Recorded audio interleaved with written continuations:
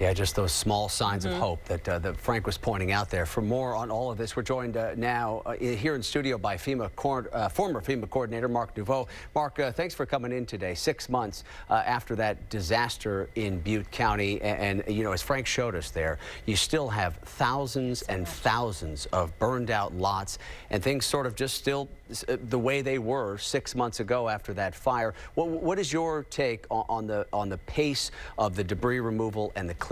Yeah, well, they're moving fairly quickly. Now, if you're involved in that, it certainly doesn't seem like that. You know, you've lost your home and you've probably lost loved ones, the #1 stressors that you can go through in life. So very, very difficult. But what they are doing is they've got to get through hazardous materials, they've got to get the debris cleaned up, they've got to take care of all the debris and move it to a different location. They can't truck it. It's, you know, 2-3 hours of trucking. They've got hundreds of crews up there already working.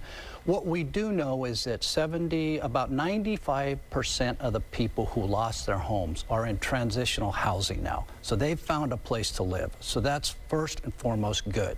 There's about $84 million that have been distributed to 8,000 families up in that area to help them with clothing, food, you know, the funerals. 55 funerals have been funded by the federal government in aid. So there is stuff that's taken place, but it's going to take some time. That's hard, I know, if you're one of the survivors.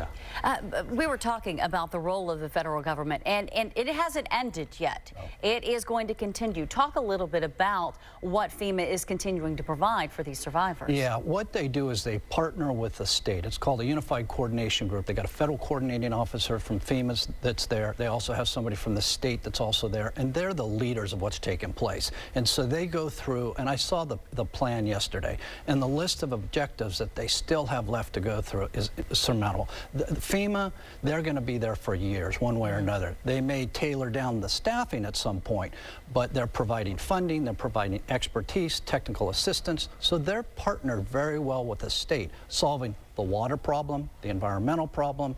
You know, there's a number of things that come after a fire. It's not just simply clearing the lot. You got to rebuild the infrastructure, like you were talking about a break. Yeah, and there have been quite a few setbacks too.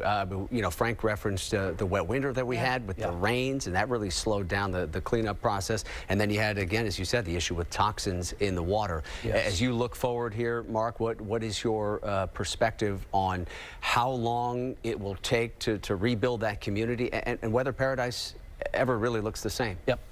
What I have seen, and this isn't conjecture, I've seen this happen in other communities, that after a disaster of this magnitude, the community comes back better.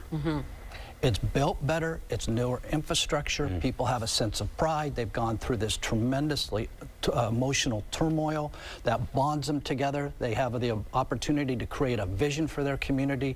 So we come back here in about 3-4 years, 5 years, you're going to see a wonderful community, much different than what we see now. But it's going to take time, no question. Got to have patience. Yep. Yeah. You're right about that. Thanks so much, Mark. Appreciate your time.